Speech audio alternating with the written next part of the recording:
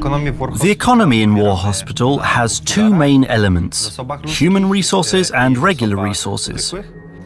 The regular resources consist of medications and various semi-finished products. The medications are used to heal people, while the semi-finished products are used to develop and maintain the hospital. All of these resources are delivered to the hospital as part of a regular supply, but the deliveries are not enough to cover all of the hospital's needs. So it is up to the player to find different ways to make up the difference. As far as the staff is concerned, we are talking about doctors, nurses, and medics that carry the wounded. There will never be enough of them, there will always be more to do, and there will always be more wounded than there is staff to work with. The player will have to find creative ways to manage these units so that the hospital doesn't come to a standstill.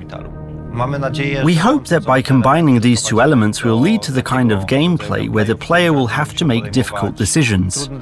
We are trying to combine the strictly strategic economic aspect of the gameplay with a more humane approach to mankind.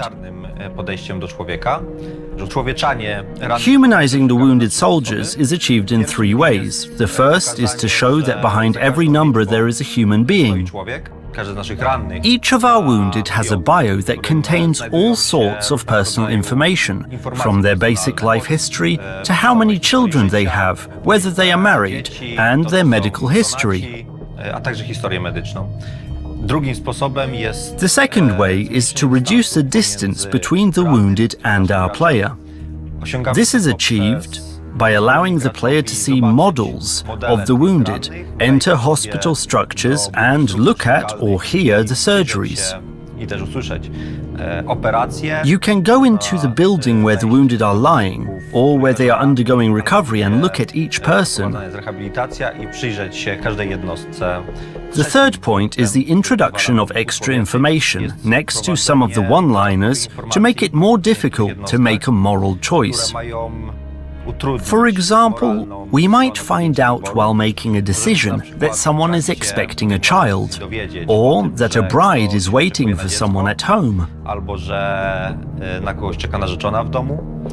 We hope that such additional information will make it much more difficult to make moral choices.